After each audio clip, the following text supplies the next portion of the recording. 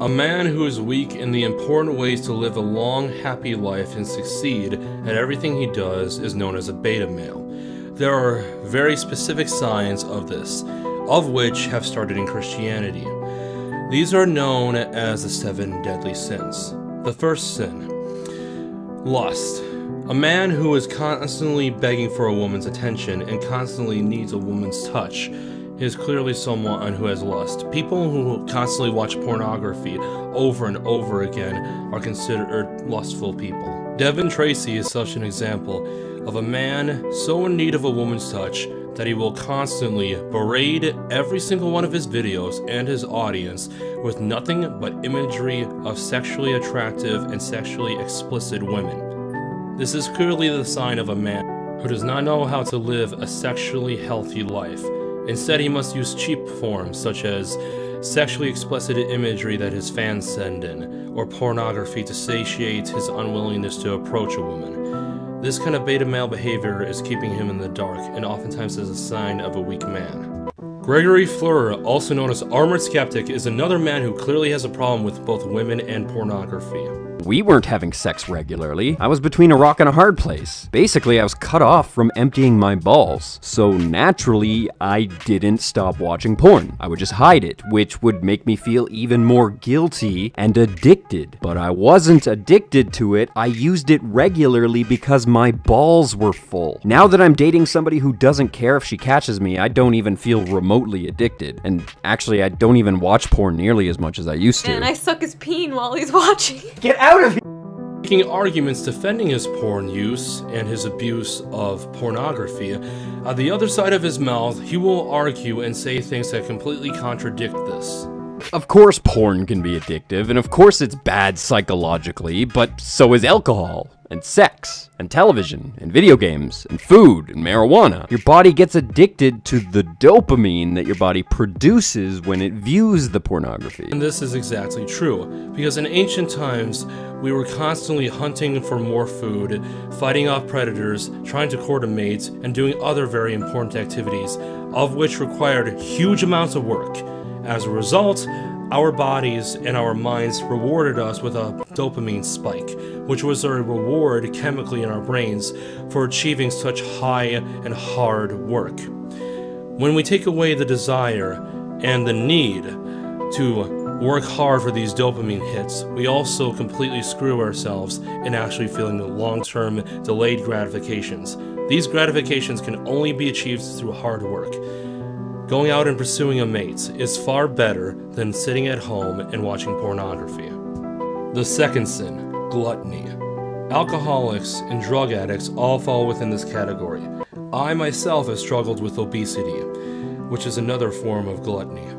Gregory Fleur clearly has a problem with his own body weight, but nobody on YouTube exemplifies his beta male behavior quite as well as TJ Kirk, also known as the Amazing Atheist. I've eaten entire meals while I am full. Do you understand that? I'm full when I start to eat an entire meal and I finish it. Do you know the kind of commitment to being fat that takes? That's when my body is consciously telling me, oh, no more food, and I'm like, fuck you! I could go over the very different side effects and negative consequences of gluttony in all of its forms, but I think this is very well established, and instead I shall link articles below that clearly describe the negative consequences of being overweight, consuming too much alcohol, and constantly using recreational drugs. The third sin. Greed. Greed is a destroyer of the mind and soul.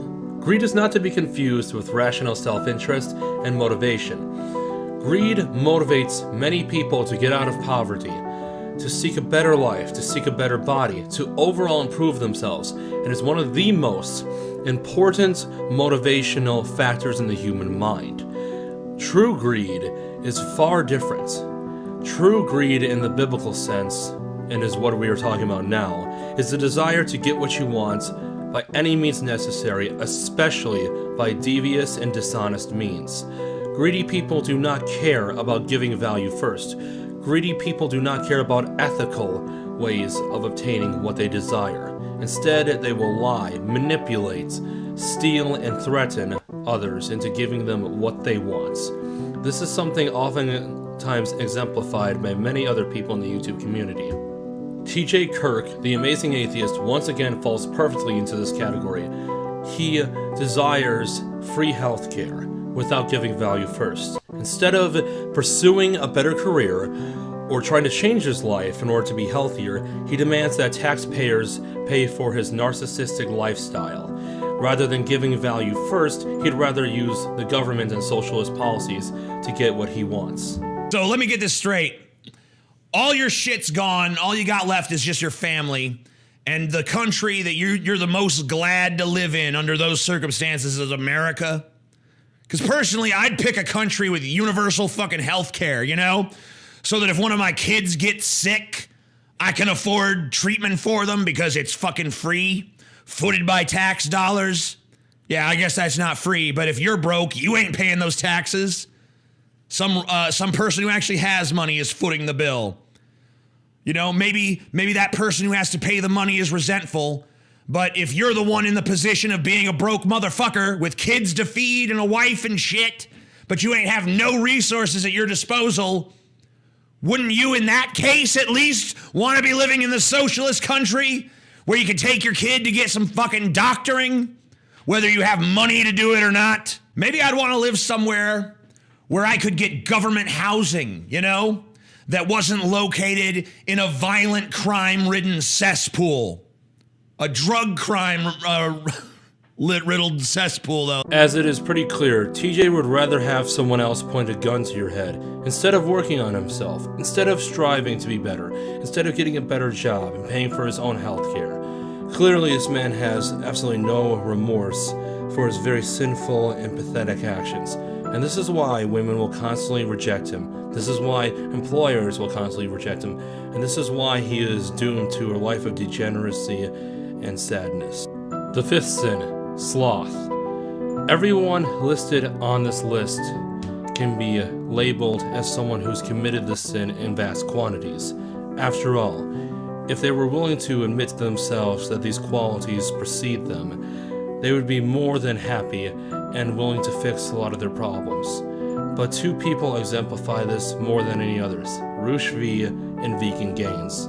I'm a little bit down on this concept of self-improvement, which I've been, at least inadvertently, a teacher of for a long time when it comes to helping men get women. And the reason that I'm kind of down on self-improvement is because it implies that there is something wrong with you. You need to self-improve. You need to improve because you're not good enough.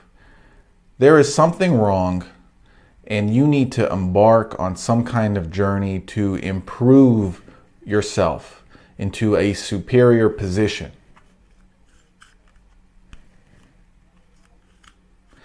But then when it comes down to it, self-improvement is really, you're still the same man. You are the same person. But when you self-improve, all you do is convert will, energy, and time into this material benefit, usually, with an opportunity cost, right? So all that time, energy, and will you spent for this goal means you couldn't do something else. So there is a cost to it, and the cost can be quite large. It could be years of time. And during those... Roosh not only hates self-improvements because he's too lazy and unwilling to change himself, but his arguments are oftentimes even lazier. The PUA community at large does this very regularly. People like Roosh are a part of a community known as the Pickup Artist community, which is full of scam artists and people who don't really know much about what they're talking about, constantly trying to sell you an ebook while offering nothing of value. In this case, Lauren Southern, Brittany Venti, and a girl named Annika are all debating against Roosh, trying to attempt to reason with him. They are using very, very calm and careful language to open their eyes to Roosh about what they really do. Instead of being calm, relaxed, and intelligent, he simply tells all of them to go away.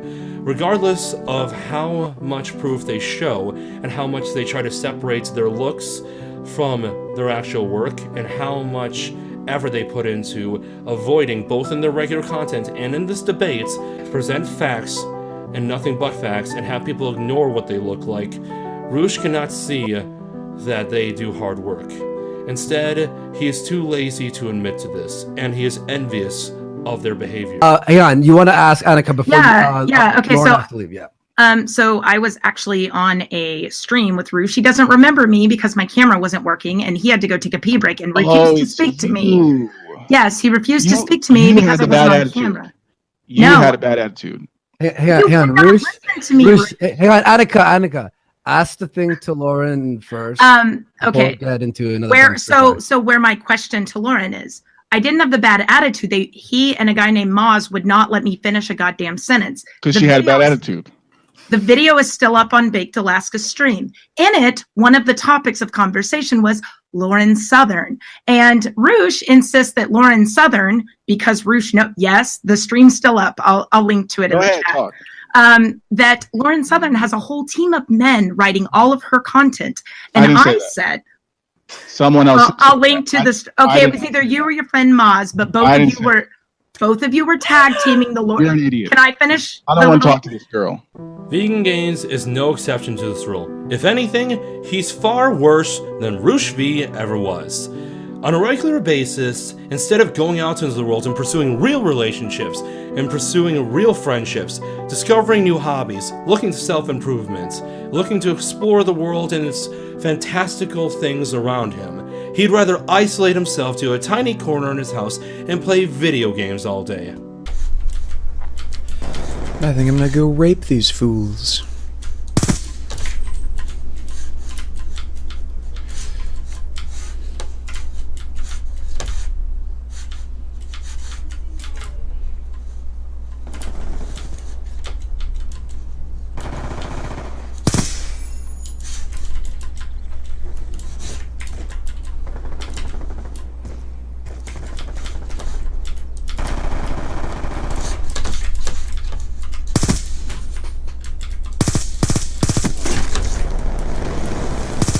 Fucking dead, motherfucker. Ah, shit. Fuck you, bitch. While video games, like many other things, are not really bad in moderation, it has been very clear that just like pornography, video games kill motivation. They kill the need to go out and achieve something, and oftentimes will lead to more and more of the same thing, which includes more and more video games unless you put a cap on it. I myself knew that video games were a big distraction to a better life, so instead of continuing to play them all the time, I now only play them on Saturday nights. The rest of the week, I put them away in a special bin, and I do not take them out. I completely unplugged all of my gaming devices and put away anything that could be distracting. Video games have been shown to kill motivation. Video games simply just simulate easy achievements that trick your brain into thinking you did something productive, when in reality you have done nothing. Don't play video games as much as you probably do right now. Leave them behind. They are useless. If you did not have them ever in your life, hell, even if later in your life you had them, and then they were suddenly taken away, not only would you not die, you would probably be more productive every single day, rather than simply wasting your time simulating fantasy worlds that don't really exist. The fifth sin, wrath. This is a very disturbing and probably the most pathetic form of beta male behavior of them all. The wrathful man or woman, but in this case a man, will not simply solve their problems maturely in a calm, measured way. They oftentimes have very little self-control and get threatened when other people challenge their opinions, beliefs, and things of this nature. How about you prove to us how much more manly you are than people who eat soy? So let's set up a cage match. I have some money saved up. I can fly out to wherever you are. We can find an MMA gym, sign some waivers, and you can show everyone your testosterone-fueled power. Yeah, I don't think so. You're built like a daffodil. All you can do is talk tough because you fail at talking smart. The offer is still on the table for that cage match. A real man would accept a fight, right? I'm guessing you'd never agree to fight me because you wouldn't look so manly after I pound your face into the ground. You don't deserve the respect I'm giving you by challenging you to an MMA match. I should just find you and beat your ass in the street. Repsion's a little fucking bitch. I fucking hate that bitch. Like, I usually don't have a huge issue with people I make videos about, but yeah, if I had the opportunity, I'd kill him. Slit his fucking throat with this knife. Really like to use this knife on him. Like, he really does deserve to die. Like, he calls me a sociopath. I mean, he's just a piece of shit. I don't know if he's a sociopath or not, but he's just a turd. Should just be killed.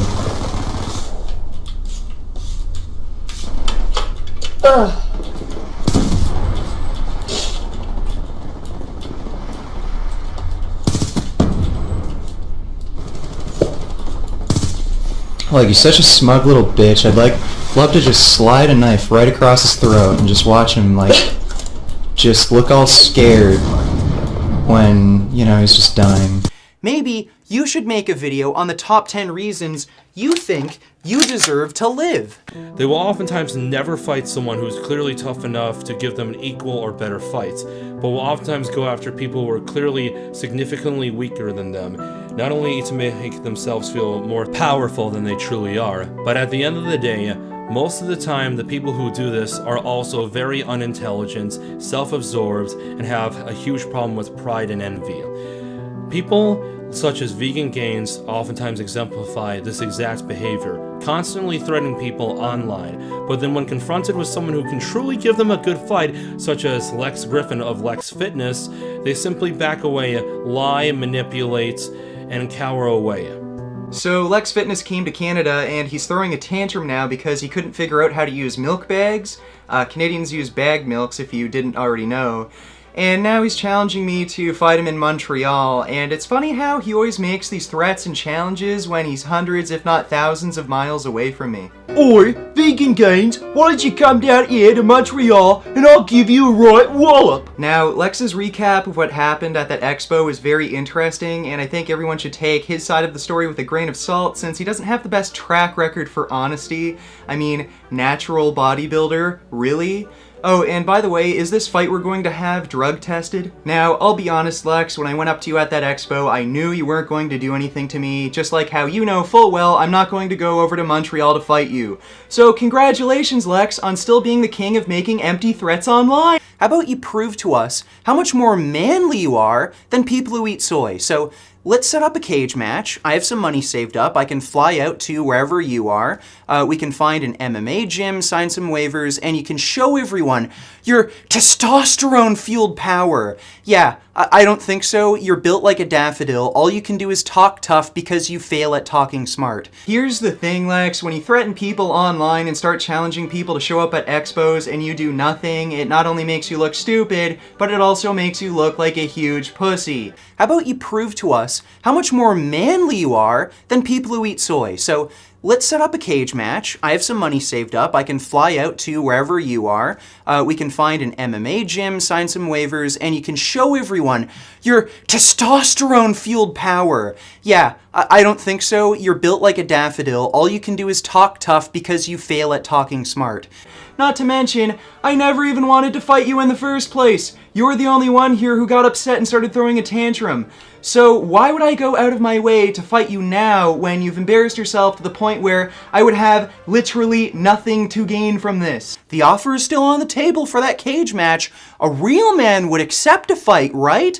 I'm guessing you'd never agree to fight me because you wouldn't look so manly after I pound your face into the ground. But you know what? I'll be reasonable. That video I made was about criticizing you and not your girlfriend, and I think you're a fucking asshole for encouraging your girlfriend to starve herself to the point where she looks like a human anatomy chart, which is why I made that insult, and it was supposed to be directed at you. So, if I actually did offend your girlfriend, then I do sincerely apologize to her, not to you. So, does that satisfy you? Did the baby get his bottle? Good. What a relief! When will this poisonous product cease? This is another public service announcement. You can believe it or you can doubt it. Let us begin now with the cow. The way it gets to your plate and how. What's up guys, and welcome to a video that I wasn't originally going to do. But here we are. So, regarding the antics at the weekend, I know a couple of you wanted to hear about this from my side, so this is what's going to happen. I'm going to clear up a couple of things. The fact versus the fiction. Fact, don't feed the trolls, is one that we have learned, because they will thrive on it. Originally I put out telling Pencil Neck to come down to the expo and say his hateful little nasty video antics to my face. Credit he came down to the expo, but he didn't say a goddamn thing to my face. His little clever subtitling on the video, you know and I know, pal. You didn't say a single word to me when you stood there when you came up to that stand. You stood there with an inane look on your face until I stood up. Then, being the gentleman that I am, and the professional that I am, I wasn't about to ruin everybody else's day, and I am not stupid enough to do anything on a camera in a public place. You were simply trying to antagonize me into doing something daft that you would then run off to the little police about, or whoever it was, to get your little attention-seeking video footage to. All I asked you to do was be a bigger man, apologise to Lainey for what you said that was unnecessary. I don't care what you say about me, it doesn't bother me. But I think you made some kind of noise that was an attempt to, no, it came out like, nyeh, nyeh. Literally, listen to the video, nyeh. At which point, I asked you to leave, again, keeping my composure, like a gentleman. You then thought it'd be funny to do some kind of silly little thing where you pull that twig out from under your sleeve and stick your tongue out.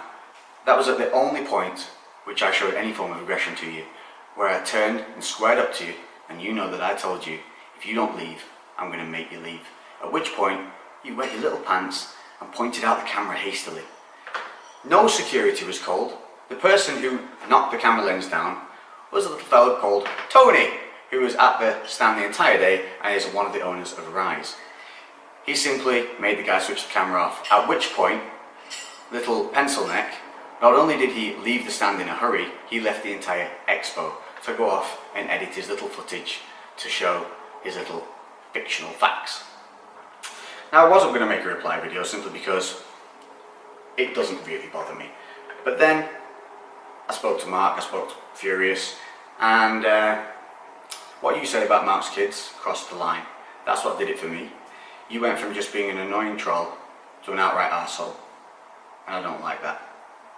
And it seems that some of your little fanboys are under some kind of misconception as to who I am and what I did. Let me show you why I'm so calm when under confrontation, and why I don't do much when people come towards me and confront me when they're not in an aggressive state, and why I wouldn't ever do anything stupid like that. Let's just fill you in on what I used to do. Are you done yet? Do you need a sec? Catch your breath. I haven't even started yet. I just want you to know that I'm aware, and I think everybody else is too. It's been a few years, but I'm well fed. Check my pedigree. I'm well bred. Shit, chanting my shit. Orbits in your hands. Like Jay. Hands spikes till I'm dead. Sing it right before the chorus. Let that sink in.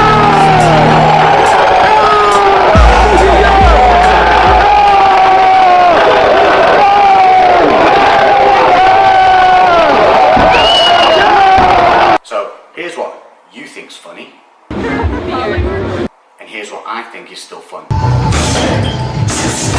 Oh, those hits. That would kill me. And the balls, can you imagine?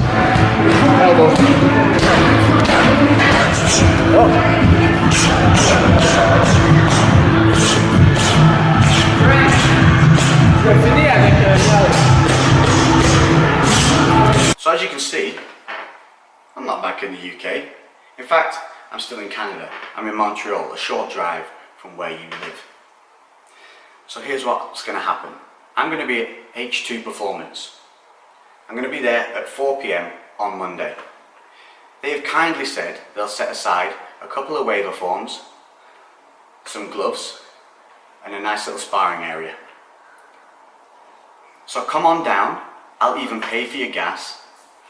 You wanted a reaction, you wanted to poke the bear, so you can come and get your reaction. You can come and point as many cameras at me as you like, nothing dodgy. A sporting atmosphere, all in the name of good fun. So come on down, 4 PM, H2 Performance in Blayville. Yeah? Yeah. Yeah. Or you can still come on down, apologise to Lainey, come out from behind that character, and we'll work out together. How's that for an offer? So, I expect to see you, regardless. 4 PM, H2 Performance, Blayville. End. I am the brimstone! I am the fire! I am the wrath! I am the blueprint! I am the master! You are the student! And Devin Tracy, who goes by the name Atheism is Unstoppable, is no better. Instead of arguing on the points or actually addressing someone's argument, he will threaten you by doxing you if you dare speak against him. Doxing is a process in which someone discovers, against your will, personal information about you, such as your address, your phone number, and other information about how to get in contact with you against your will, publicly reveals it and asks their audience to do something nasty about it. It's done as a technique to intimidate those who you disagree with, by threatening that if they speak against you, you will reveal private information that could lead to their bodily harm, online or on some kind of public platform.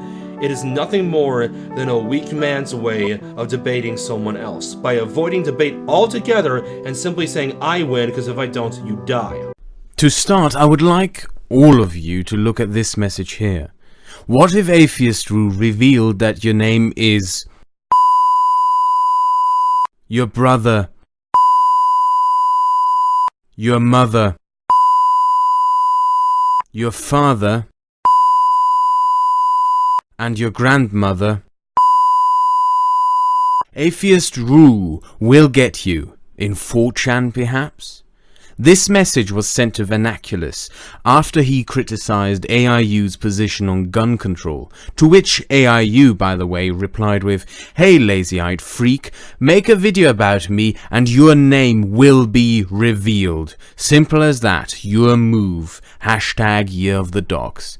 He didn't call him a racist or did any of those other things AIU likes to call "slander, them a slandering me, my name." No, Vernaculus merely criticized his position on gun control. Does this sound to you like an argument or a response to criticism, or does it sound like something you would expect some low-life street thug to say? Does this in any fucking way sound like a reasonable response by a rational person? I believe most of you know Vernaculus, know who he is. Probably one of the most mild-mannered YouTubers out there. Someone who would respond to criticism of his position very calmly and rationally. Yet, what we are confronted with here is neither criticism nor any kind of argument, but nothing more than a blatant, vile, and disgusting threat. The argument that the flying cocksuckers reveal people just to confront them on the basis of some misguided notion of honor falls apart the very moment you notice that many of the people they dox do not in any fucking way slander them, but criticize their actions. Ironically, the reason why they dox people is best summed up through a statement by one of the thickest and most disgusting of them, a guy going by the name of Billy Bong. Listen to this. "Now, no matter how much you may not like us for finding out your name, you saw how nothing has come of it. None of us have tried to use your info in any way to harm you or anyone you know.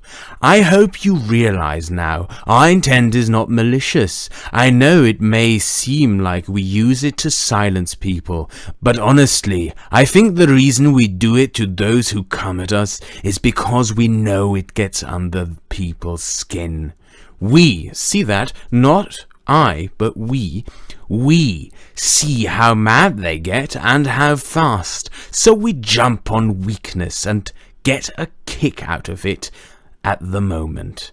Honestly though, Beth, I hope you get that. No matter how we fuck around, we have no intent of harming anyone, and we have no intent to dox those at risk of danger, such as an ex-Muslim or something like that.